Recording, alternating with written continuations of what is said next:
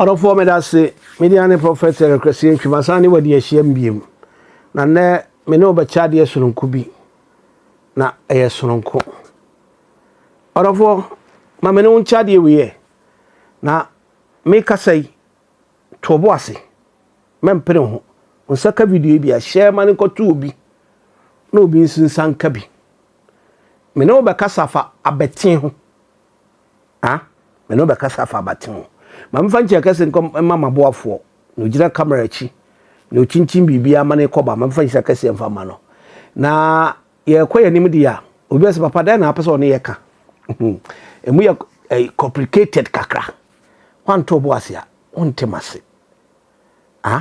me se wan to bo ase a ontemase ye wo yare bibiri a enne nipa ekon enso omuntimi nkunwie na ye kranko buruni be kasa chronic disease baba e be ka kire wo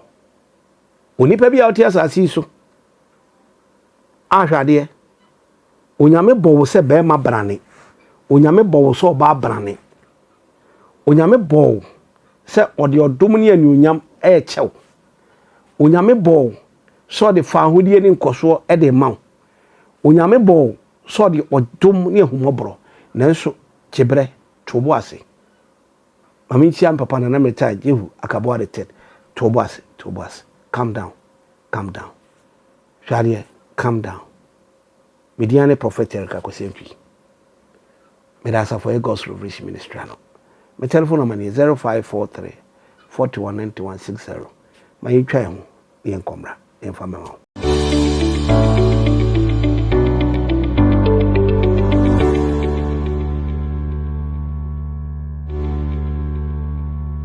orofo medase maba obo nse nipa bi wa ha onam aye friend se etwere obi e kire wo media no so enso media me chew bi wate obi da no we na no ne se kro e fa cho uni meswa me kon kitwa no me ye akan ni ba me yakwa pemi nti me ka me kire meswa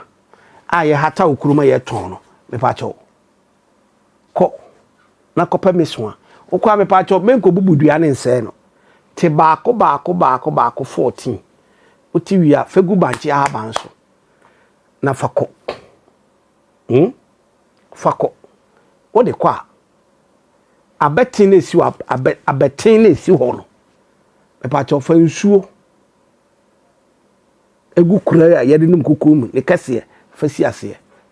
fa meswa ne gu mempoto esrewo 14 nyina fa gu nsuo num odi gumu wi a me pa cho chechire wadiem na fatum enye sansuo de ba ebe hyehye tienie banchi aba na ade ko banchi ne say bi 6 ebi 5 ebi 7 ebi 8 udu a posa banchi aba na 8 die no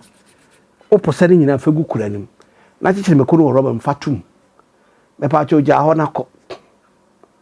ana petutu nkaso bi aba 4 o'clock 5 o'clock na wadu kaso bi ya ho okwa fa wonsa tiam si fa bo abedo abetin ho si ya 7 na wo bo oba ne kradin oba wonsa abene ho no ade ya efre ne ya aya e wodua no 37 fa gu nsuo no e pa cho anapar fa kwara ne ko dware ne baako ko dware ne mienu adechi a san repeat san ko dware no uwia eda to so na nsa no fa ene kura ne nyina di akwara ne chibra fie na fa akwara ne gina na pai kura no wo nanim pe na ka yese etwere yade epilepsy etwere ne buru se epilepsy no bo akwara ne kredi miensa ansa wa pai no o pai na maame eni hobium etwere na se atu na mo hwe se o mane wi nam a moja ewo meat chicken goat sana me o mane wi kopim afe after afe no anapana fa ko bi ye kwan fama no na wonni afi nam bi a wasase su biara obetimawe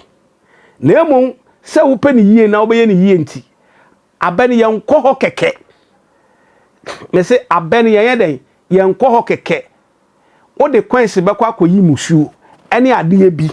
enje me pa cho fa me na ma no na frɛ me odifo untua sika me pese me ba eba onipam otojam nti ade ewi me pese be koye me kyerɛ wo ho akwan na wakoye na awurade ani onyam aye kese ne America ne se media ne odifo akosentwi me da asafo ye God's Revelation Ministry ano sɔre waka na bra me ntu sunsuma na mo awurade hyira no ye kese me da se makraw bye bye